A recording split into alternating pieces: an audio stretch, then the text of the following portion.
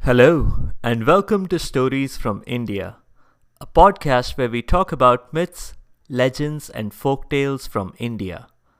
I'm your host, Narad Muni, and I'm a mythological character myself. I have the gift of eternal life and knowledge of the past, the present, and the future. By profession, I'm a traveling musician and a storyteller. So the way I'm doing my job is by podcast. In today's mini episode, we'll meet Narakasura. Narakasura actually started off as a good guy.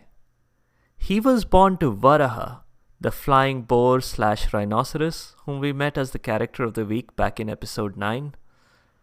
Varaha had rescued the earth from the bottom of the ocean.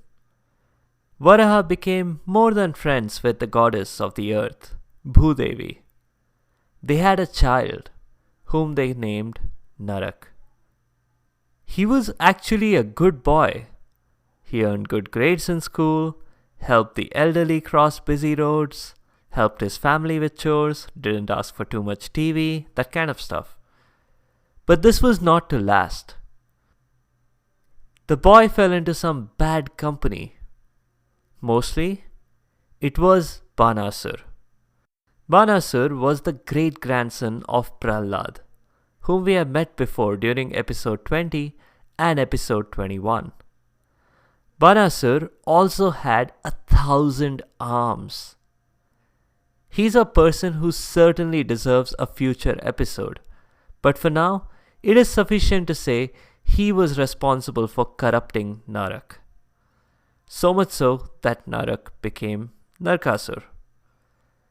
In one story, Narakasura wanted to marry the goddess Kamakhya, and he suggested that to her one night. She set a challenge for him, as you might have expected her to do. She pointed to a nearby hill and asked him to single-handedly construct a staircase all the way to the top before dawn. This was her way of rejecting his proposal without explicitly saying so. But Narakasura actually seemed to be doing it. He worked very quickly, and he had just a few steps to go. Out of sheer desperation, Kamakhya found a rooster and forced it to crow. That might seem like an odd way to react to the news that she would have to soon marry this guy, but it was a trick that actually worked. Narakasura, believing that it was dawn, just because the rooster had crowed, completely ignored the starry night sky and the lack of diffracted sunlight on the horizon. He simply gave up on the idea. Kamakhya breathed a huge sigh of relief. Narakasura was strong. He had inherited some powerful genes. He defeated the Devs in battle.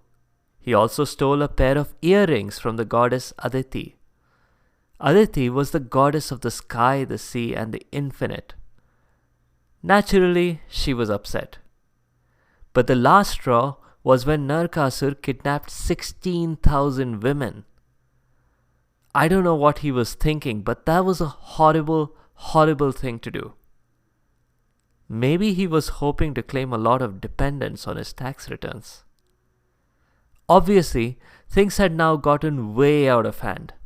So Krishna, another avatar of Vishnu, and Satyabhama, his wife, decided to pay Narakasura a visit. It was a quick visit indeed. Within minutes, they were flying off again. But they had accomplished what they had come for. 16,000 women liberated? Check. Earrings returned? Check. Evil Asur guy decapitated? Check. That's all for this mini episode. In this weekend's full episode, we'll hear the story of Ganga. The river Ganga is a goddess and she has a very interesting story. You'll hear what happens if you pierce the fabric of the universe. And if your pet cow wanders off, why it is best not to accuse a meditating stranger of having stolen her. If you have comments or suggestions, please leave a comment or a review on the site sfipodcast.com or tweet at sfipodcast. You can also find me on Instagram and Facebook. Be sure to subscribe to the show to get notified automatically of new episodes. Thanks to all of you listeners for your continued support. The music is from purpleplanet.com. That's purple-planet.com. I'll see you later.